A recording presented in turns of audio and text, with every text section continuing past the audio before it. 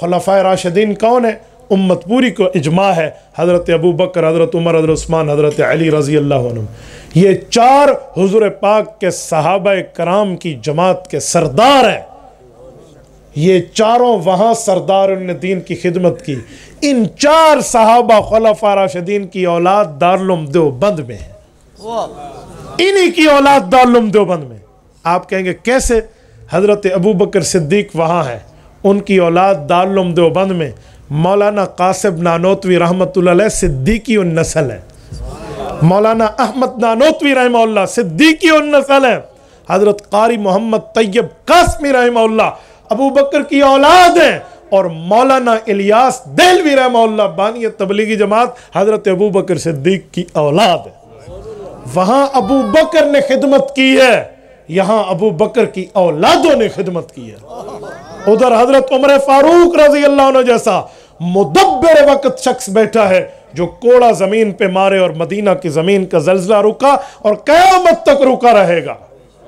जो सारिया बिन ज़नीम को एक जुमला कहे तो हवाएं लेकर पहुंचा दे, जो खत लिखे तो नील चला ता कयामत चलता रहेगा, जिसकी चादर से तमीम दारी रजी अल्लाह ने हर्रा की आग को वहां पर डाल दिया था जहां से वो निकली थी और आग बुझ गई थी। वो उमर अगर वहां है तो उस उमर फारूक की औलाद दारुल उलूम देवबंद में है, दारुल उलूम देवबंद के अकाबिर में है, अकाबिर में भी है, इन्हीं में भी है। वो कैसे? हजरत मुजद्दिद अल-फ़सानी शेख अहमद सरहंदी रहमहुल्लाह ये हजरत उमर की औलाद है। शाह वलीउल्लाह मुहद्दिस देहलवी फारूक की नस्ब है, हजरत उमर की औलाद है। शाह अब्दुल कादिर, शाह अब्दुल गनी, शाह अब्दुल अजीज ये हजरत उमर फारूक की औलाद है। और दारुल उलूम देवबंद में हकीमुल उम्मत मुजद्दिदुल मिल्लत हजरत मौलाना अशरफ अली थानवी रहमतुल्लाह हजरत उमर की औलाद और नस्ल है। ये दारुल उलूम देवबंद में इनकी औलादें बैठी। और खुलफाए राशिदीन में उधर हजरत उस्मान है रज़ी अल्लाह अन्हु। और उस्मान गनी कौन? 1,24,000 अंबिया में, उनकी तमाम उम्म में ऐसा उम्मती नहीं है जिसको एक नबी की 2 बेटियां यके बाद दीगरे मिली हो, मां सिवाय उस्मान ज़ुन्नूरैन। क़यामत में सवाल हो जाए ना, जब तमाम उम्म इकट्ठी हो, कि वो शख्स उठे, वो खुशनसीब अपना हाथ बुलंद करे जिसकी आकद में एक नबी की 2 बेटियां यके बाद दीगरे हैं। अकेला उठेगा तो उस्मान बिन अफ़्फ़ान उठेगा, अकेला। हजरत उस्मान वो शख्स है, उधर हजरत उस्मान है, तो इधर हजरत उस्मान की औलाद दारुल उलूम देवबंद में है। आप सवाने हयात उठाइए, मौलाना मुफ्ती अजीजुर रहमान उस्मानी अजीजुल फतावा, फतावा दारुल उलूम देवबंद वाले, जिनके अल मुहन्नद अल मुफन्नद पे दस्तखत है, जिनका फतावा दारुल उलूम देवबंद छप चुका है, ये फतावा लिखने वाली मुफ्ती आजम शख्सियत हजरत उस्मान गनी की औलाद है।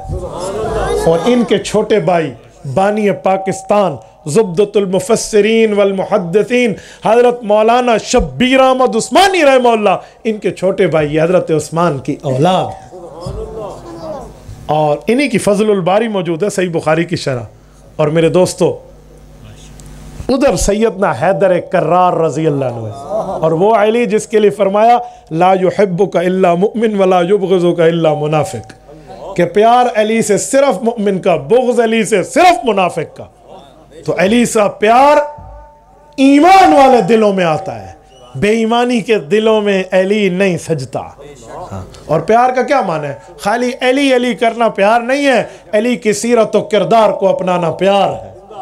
और अली की सीरत और किरदार को अपनाया। हज़रत अलीउल मुर्तज़ा की सीरत और किरदार पर मैं 1-2 जुमले करके बात करने लगा हूँ। सैयदना अलीउल मुर्तज़ा रज़ी अल्लाह अन्हु वो शख्स है जो अहले बैत में होकर सहाबा कराम का दिलदादा और मोहब्बत रखने वाला है। इतना प्यार है मज़ाह सहाबत व रसूल में है कि हज़रत अबू बकर दाएँ थे, हज़रत उमर बाएँ थे, हज़रत अली दरमियान में थे, ये तीनों चल रहे थे। फितरत के मुताबिक हज़रत अलीउल मुर्तज़ा की कद थोड़ी सी छोटी है और शेखैन की कद कदरे बुलंद है।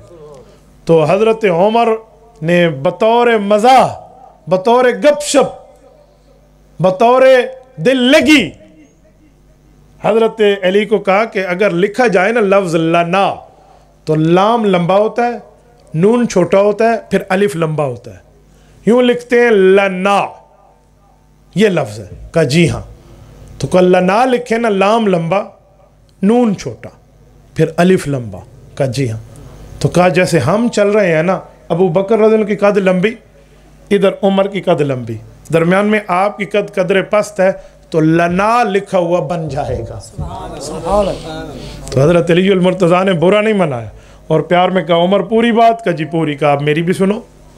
वतन तिकुल हिकमत मिन नवाही ही, हज़रत अली अल मुर्तज़ा के इर्द गिर्द से हिकमत फूटती थी, है ना, यतफज्जरुल इल्म मिन जवानिबिही, इनके हिकमत और पता नहीं क्या से क्या मामलात हज़रत अली हल करते।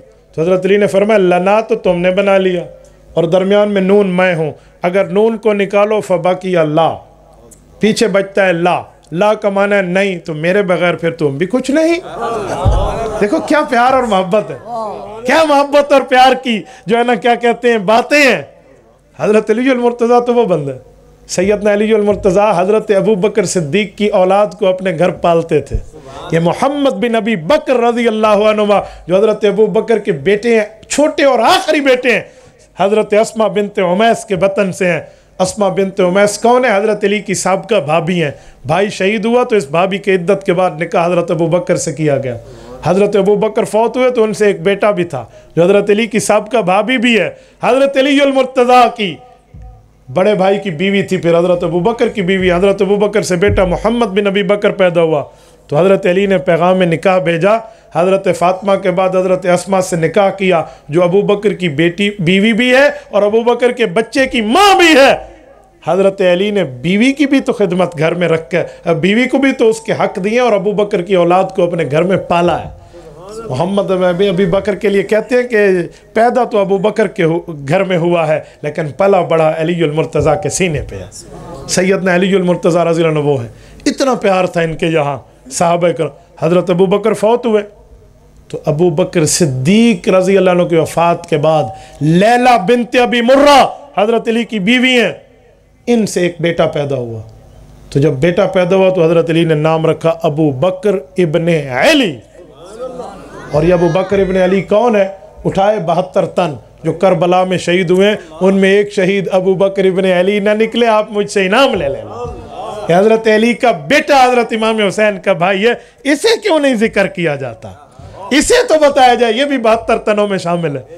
और एक इनका और भी है घर में, वो क्या है? हज़रत इमाम हसन के बेटे पैदा हुए कासिम के बाद। कासिम बिन हसन के बाद जो बेटा पैदा हुए हज़रत अबू बकर के वफ़ात के बाद है। उनने आकर हज़रत अली से पूछा अब्बा जान आपका पोता मेरा बेटा क्या नाम रखूं? कहा हसन मेरी मानते हो तो इसका नाम रख अबू बकर बिन हसन बिन अली। इसकी शहादत भी 72 तनों में शामिल और मैदान करबला में है। ये चाचा भतीजा दोनों वहाँ हैं। मैं जुमला कहता हूँ कि जिस घर की हवेली में अबू बकर नाम का बच्चा घूमे वो घर सुन्नियों का होता है। जिस घर की हवेली में, जिस घर के आंगन में, जिस घर के सहन में अगर अबू बकर नाम का बच्चा घूमे तो फिर समझ लीजिए ये हज़रत अली का इनसे प्यार है।